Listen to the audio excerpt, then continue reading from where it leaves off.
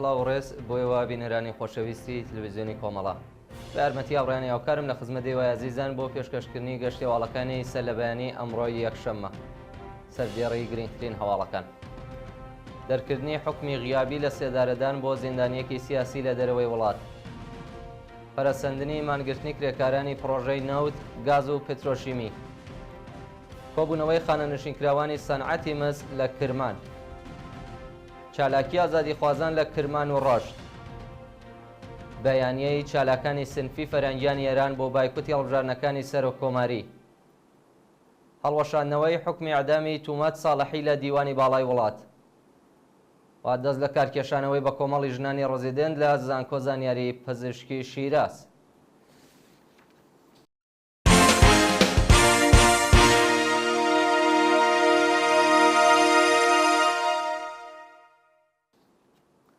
درێژەی هەواڵەکان دەرکردنی حکمی غیابی لە سێدارەدان بۆ زیندانیەکی سیاسی لە دەرەوەی وڵات دوای 8 ساڵ سیستمی قەزایی گەندەڵی کۆماری ئیسلامی حکمی لە سێدارەدانی بۆ ڕەسوڵ عەزیزی زیندانی سیاسی پێشۆی کورد دەرکرد.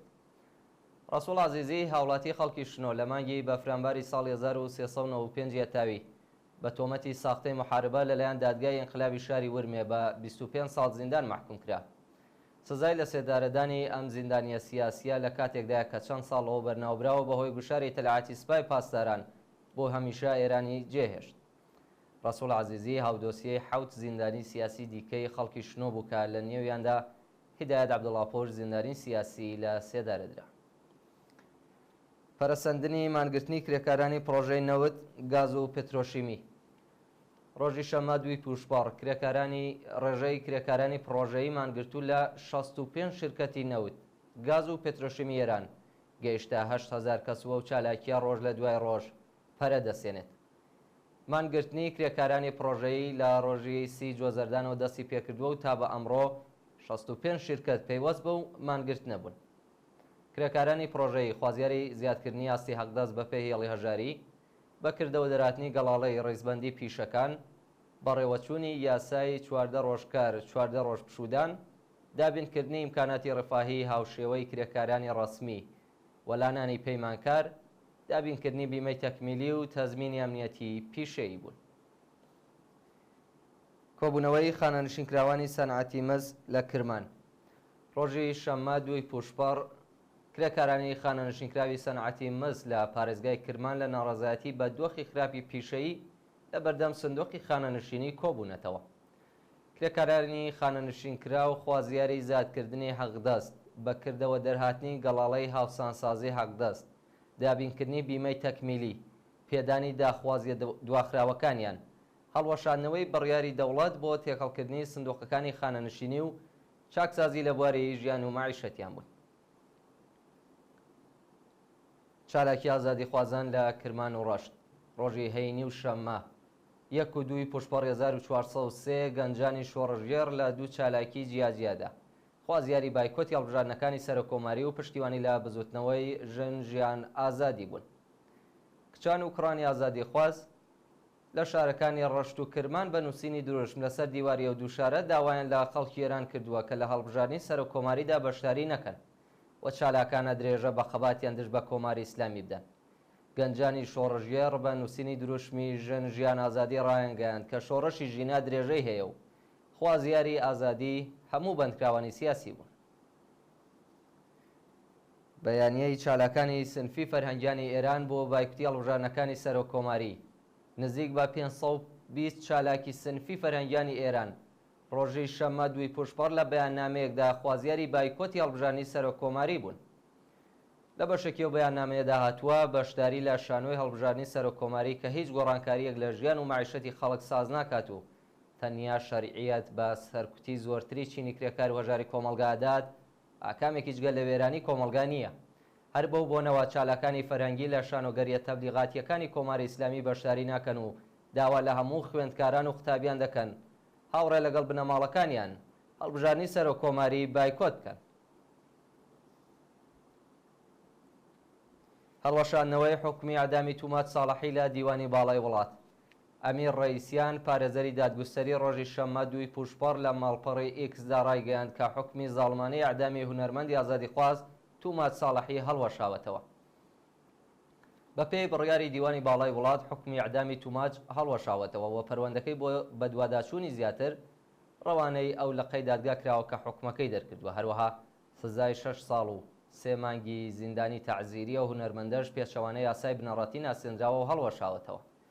شایانی باسە کە تومات ساڵحی لەژێر گوشاری ناوەندە ئەمنیەتیەکان و بەبێ بەڵگەی سەلمێنەر تەنیا بە بیانووی ڕەخنەگرتن لە دەسەڵات بە ئێعدام مەحکوم کرابوو. دەست لە کارکێشانەوەی بە کۆمەڵی ژنانی ڕزیدنت لە زانکۆی زانیاری پزیشکی شیراز ڕۆژی شەممە 2 پوشپەڕ کۆمەڵێک لە ژنانی ڕزیدنت لە زانکۆی زانیاری پزیشکی شیراز لە نامەیەکدا دەست لە کارکێشانەوەی بە کۆمەڵی خۆیان ڕاگەیاند.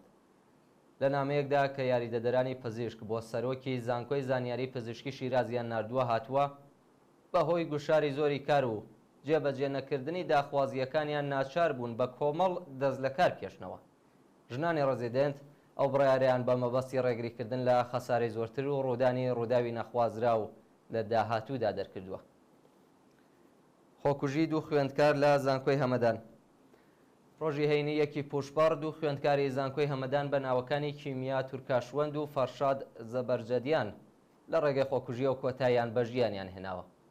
بە پێی زانیاریەکان ئەنترنێکی پزیشکی زانکۆی زانیاری پزیشکی هەمەدان بە ناوی فەرشاد زەبەرجەدیان بەهۆی گوشاری زۆری کاری و تێکچوونی باری تەندروستی دەرونی لە ڕێگەی خۆکوژی و کۆتایی بە ژیانی هێناوە. لەلایەکی دیکەوە خوێندکارێکی بواری میعماری لە زانکۆی هەمەدان بە ناوی کیمیا تورکاشوەند بە هۆکارێکی نادیار دەستی داوەتە خۆکوژی بەڵام بەهۆی ڕێگری حراسە لە هاتنی ئۆرژانس و درەنگواستنەوەی بۆ نەخۆشخانە گیانی لەدەستداوە. خۆپێشاندانی لایەنگرانی فەلەستین لە وڵاتی نۆروێژ ڕۆژی شەممە 2 پوشپەڕ لایەنگرانی فەلەستین لە شاری ئۆسلۆی نۆروێژ دژ بە جەنایەتەکانی ئیسرائیل لە غەزە ڕژانە سەرشەقام و خۆپێشاندانیان کرد. بە پێی راپۆرتەکان دژبەرانی شەڕ و لایەنگرانی فەلەستین لە وڵاتی نۆروێژ لە خۆپێشاندانێکی گەورەدا خوازیاری ڕاگررتنی دەستبەجێ شەڕ لە کەرتی غەزە ڕاگەاندنی ئاگربەستی هەمیشەیی و کۆتایی هێنان بە ژێنۆسایدی ژن و منداڵانی فەلەستینی بوون. بەشداربوانی ئەو چالاکیە هەروەها داوایان لە وڵاتانی ئوروپایی کرد هەناردەکردنی چەک و چۆڵ بۆ ئیسرائیل ڕابگرن. برینداربوونی 8 کرێکار لە کارخانەی فولادی ئاڵومینیۆم لە ئیتالیا ڕۆژی شەممە 2 پوشپەڕ تەقینەوە لە کارخانەی فولادی ئاڵومینیۆمی ئیتالیا ڕوویدا و بەهۆیەوە 8 کرێکار بریندار بوون.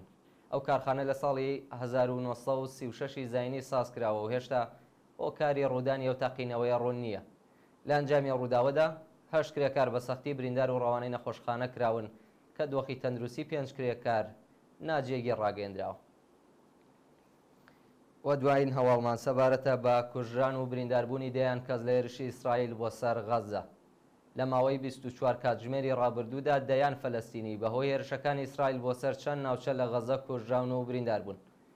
بە پێی راپۆرتی ئەلعەرەبیە بەهۆی بردومانی خێوەتی ئاوەرە فەلەستینیەکانی دەوروبەندی ناوەندێکی گەیاندنی یارمەتی سەربەنەتەوە یەکگرتووەکان لە ئوردوگای شاتی بەلانی کەم 20 فەلەستینی گیانیان لەدەستداوە بە دەیان کەسی دیکەش بریندار بوون. هەروەها لە هێرشی پەهبادی بۆ سەر ئۆتۆمبیلێک لە دۆڵی بەقاعی لوبنان فەرماندەیەکی گروپی کۆمەڵی ئیسلامی بە ناوی ئەیمەن غەتەمە کوژراوە و چەند کەس بریندار بوون.